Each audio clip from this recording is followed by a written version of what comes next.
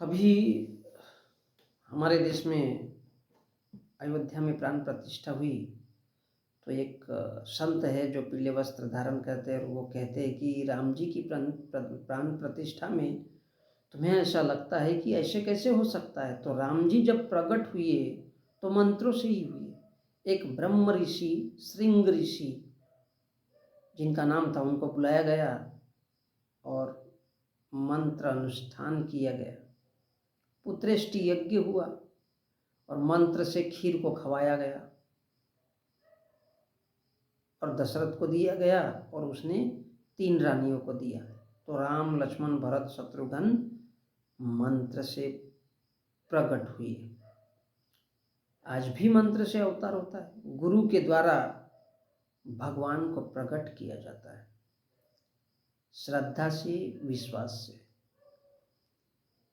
तो बंधु, हम ऐसे देश के लोग हैं जहाँ पर भेड़ बकरियां कुत्ते बिल्लियों को ये कहानियाँ सुनाई जाती है, लेकिन खूबसूरती की बात यह है कि वो भेड़ बकरियां और जो है ना वो इस देश के लोग हैं, इंसान हैं। आज राम मंदिर में प्राण प्रतिष्ठा की गई है तो मंत्र उपचार अब समझ सकते हो जो बोला जाता है उसमें क्या रहता है। तो प्राण प्रतिष्ठा यानी किसी मूर्ति के अंदर में जान कैसी डाली जाए। अगर हम अल्लाह की बात को माने तो किसी मिट्टी में हवा भर देने से उसके अंदर जान आती है। यानी दुनिया का सबसे पहला इंसान अगर पैदा हुआ तो उसके अंदर फूंका गया हवा और वो फिर प्राण आ गया। तो राम जी की प्राण प्रतिष्ठा में यही किया गया। उस समय पैदा ही राम प्रकट हुआ, पैदा नहीं हुआ धरती से, किसी माँ बाप के कोख से पैदा नहीं हुआ, मंत्रों से पैदा हुआ। और एक श्रृंग ऋषि को लाया गया, वो भी कहानियों में है। तो श्रृंग ऋषि को बुलाया गया और उसने मंत्र का अनुष्ठान किया और पुत्रेष्टि यज्ञ भी हुआ और मंत्र के माध्यम से छू मंत्र काली कंतर तेरा वार न जाए खाली जय खप्पर वाली कलकत्ते वाली, मतलब इसी टाइप का कोई मंत्र होगा। ओम हिड़िंग किड़िंग या फिर चिड़िंगों को माटी खाए 3 गुबिया धा पाए, ऐसा कोई मंत्र बोला गया होगा। और फिर मंत्र से ही खीर को खवाया गया और वो दशरथ को दिया गया और उससे वो 3 रानियों को बेटे पैदा हुए। तो राम लक्ष्मण भरत और शत्रुघ्न पैदा हुए। तो ये काहे से हुई? मंत्र से प्रकट हुई। बोल देने से स्त्री के साथ तब सेक्स नहीं करना पड़ता अकॉर्डिंग टू रामायण और ये बाबा जी के कहे हुए अनुसार, बगैर सेक्स के केवल जबान से बोल देने से। और ये जो तमाम तरह की चीज़ें हैं वो ऐसी ही होती है दुनिया में, और बोलबाला उसका इसलिए चलता है और लोग उसको इसलिए पसंद करते हैं। तो सोचिए वो लोग कौन होंगे, किस प्रकार के मूर्ख नालायक लोग होंगे जो केवल मुंह से निकले हुए शब्द मात्र से वो पैदा हुए और इतना बड़ा तामझाम भी चलता है। किस लिए?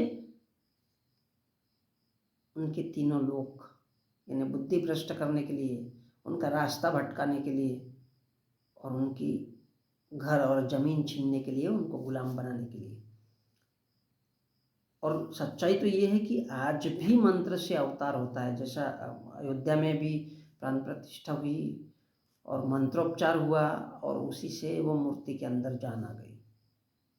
तो ये कौन समझाता है कि गुरु के द्वारा भगवान को प्रकट किया जाता है, यानी ये गुरु बताता है, साधु संत बताता है, वही तो गुरु होता है कि भगवान कैसा आता है, भगवान की उतारी होती है। जैसा अमिताभ बच्चन की एक फिल्म आई थी और वो हीरोइन को बचाने के लिए भीमा बनकर आता है, ओढ़ कर आता है चोला और उतर जाता है। तो ऐसा ही है ना, उस फिल्म का नाम मैं भी भूल गया, वो हरी हरी चूड़ियाँ।